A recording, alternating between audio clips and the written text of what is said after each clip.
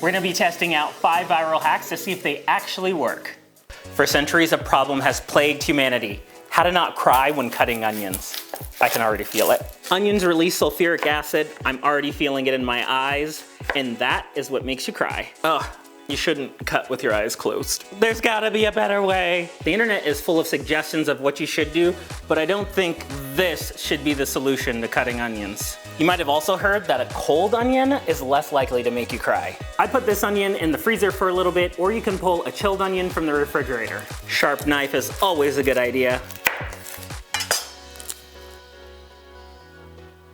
All right, there it goes a little bit, but it's not too bad. I mean, holding an onion that close to your eyes and I'm not really crying, cold onion might actually work. A viral hack that's been floating around to prevent that onion cutting suffer is to use a wet paper towel. Just set the wet paper towel right next to where you're cutting. The wet paper towel is supposed to attract all that sulfuric acid to the moisture in the paper towel instead of in your eyes. This might actually work. The paper towel is actually doing its job. I can smell the onion still and sense a little bit of it in my eye, but not as bad as it was when I just cut the onion by itself. It's also handy to keep a small bowl on the side for all your scraps. Preparing a meal doesn't have to be emotional. Save your tears when cutting onions. No more drama from these onions, but what are we gonna do about garlic? Garlic is so good to cook with, but why's it gotta be such a pain to work with? And if you're like me in the kitchen, you wanna get things done quick, and tedious tasks like this just don't seem worth it. And then you're just left with all this mess. Let's avoid this mess and try a technique that uses the microwave instead. All you need is a whole head of garlic in the microwave for 20 seconds. Counting down.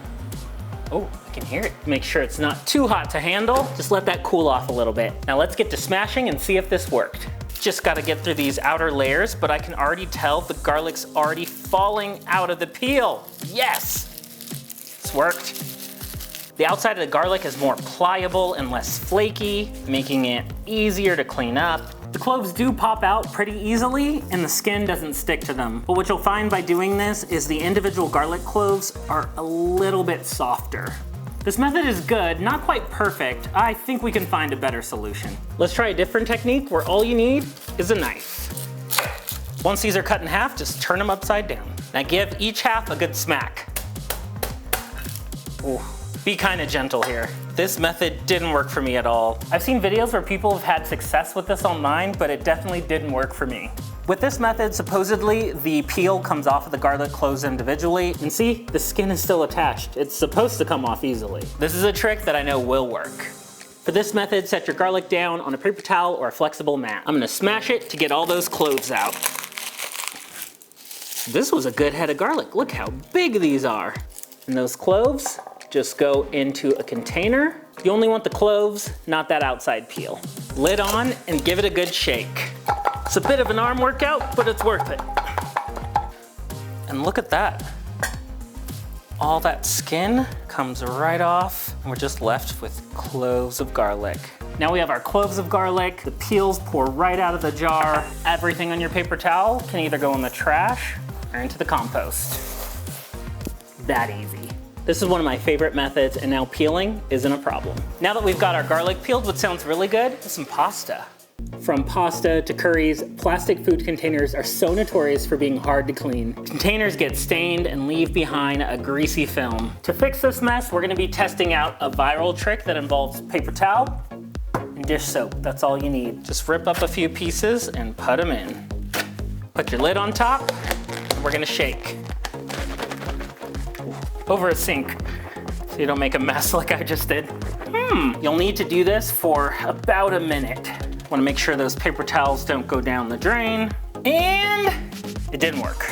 So this method obviously is not foolproof, but there's a couple other things you can do to help preserve your food containers. One thing you can try is soap and some baking soda to get those stains out.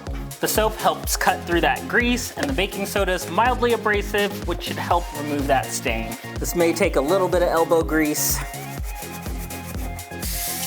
Baking soda does go a long way in getting it clean, but you'll still have some residual stain if it's really set in there. To help prevent those stains in the first place before they even happen, try some cooking spray inside your container before you add your leftovers. Stain containers might be inevitable, but with a little bit of elbow grease and some prevention, you can keep these containers looking like new. You probably have a pasta spoon like this at home, but do you know what this hole is really for? A pasta spoon like this has a hidden feature. Pasta spoons with a large hole can be used to measure 1 serving of pasta. This will give you enough for 1 serving, so however many servings you need, just measure them through there, just like that. And now for its traditional use, to stir the pasta. And of course, this is to portion your long pastas like spaghetti or fettuccine. Now that's the perfect portion. When it comes to straining your pasta, there's 2 kinds of people, lid people and colander people. If you're using a colander, there's a better way than just setting it in your sink. You may have seen a viral trend that makes straining easier, and nope, that's not it. It's as simple as just putting the strainer on top instead of pouring the pasta into the sink. Just like that. I mean, honestly, that's so easy. Just one little change to take all the strain out of making pasta. I've got all these snacks in only 1 clip. Which one deserves it? These may be helpful, but honestly, you don't need them. You have everything you need right here. The internet is full of tricks to seal snack bags without the need of a clip. This is one of the more silly ones, so let's give it a try. This involves cutting a section out of the chip bag, and then the tip says to tie these 2 ends together. This tip definitely gets points for creativity, and it actually works, but it still requires scissors. I'm impressed, this worked way better than I thought. The most practical way is to use one of many different viral folding techniques to seal the chip bag. This is the easiest method that I like to use. Get all the air out of the bag, and you're gonna wanna fold a triangle. Then roll it the opposite direction. This will create a little flap that you'll tuck under. Do the same thing on the other side. That creates a tight seal on your chip bag. This fold takes a little practice, but once you get it down, you'll be able to use it all the time. Just like that. Sealed up, good to go. You may have seen the trend about folding a cereal box. Let me show you. This is supposed to be a way that if this tab gets damaged, you can still close the top of the box. First, fold in all the sides at the top. Then press in these sides, kind of like a milk carton. Then fold it back out, take one side out, and push it into the lip on the other side. This definitely works to keep the box closed, but there's something you should be doing to the bag inside. Use the same technique we did on our chips with our cereal. This fold technique works best when you grab the top, grab right at the base of where the cereal meets, fold it in. Then do the same thing on the other side. Just like the chip bag, roll it up and fold those tabs over to keep it sealed. This folding technique works so well, you may not even need the box. You can't trust everything you see on the internet, but sometimes these viral hacks actually work. Thanks for watching Problem Solved. If you enjoyed this video, go ahead and hit that subscribe button and check out some of our other videos like these two right here.